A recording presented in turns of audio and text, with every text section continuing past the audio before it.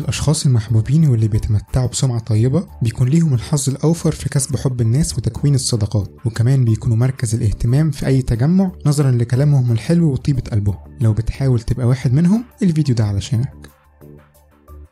أول خطوة ممكن تاخدها هي إنك تبني قناعة داخلية جواك إنك إنسان، حتما ولابد لازم هترتكب أخطاء. القناعة دي هتخليك تفكر كويس قبل ما تدخل في نقاش حاد مع أي حد، وممكن تنهي المشكلة في دقايق لما تبص ليها بنظرة موضوعية شوية. صدقني محدش بيكره أكتر من الشخص اللي فاكر نفسه صح دايما ومش بيغلط.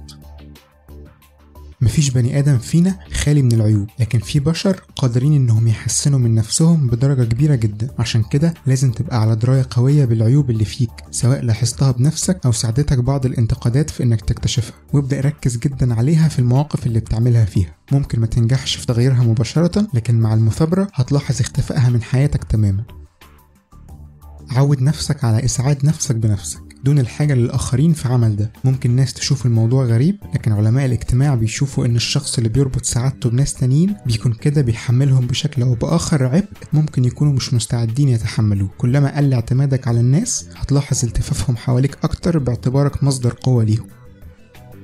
في مقولة مشهورة جدا بتقول speak once listen twice، مفادها انك واجب عليك تسمع اكتر مما تتكلم. الناس مش بيحبوا الشخص اللي بيتكلم كتير، وبيميلوا اكتر للشخص اللي عنده استعداد وصبر انه يسمعه. ممكن ما تقولش غير كلام محدود جدا لكنه يغني عن مئات الجمل.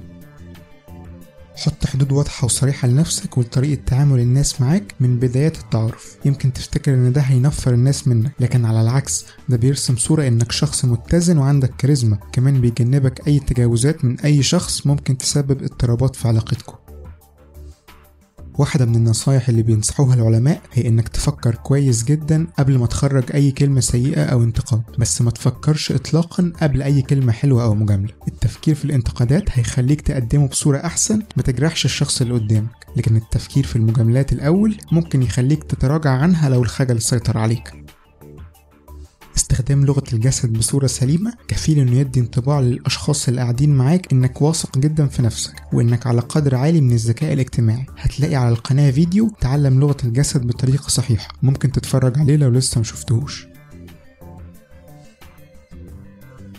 لو عجبك الفيديو اعمل سبسكرايب للقناة عشان تشوف فيديوهاتنا الجديدة، ولو عايزنا نكمل ساعدنا ننشر فيديوهاتنا واعمل لها شير على فيسبوك وجوجل بلس، وكمان تقدر تشوف فيديوهاتنا اللي فاتت كلها من هنا.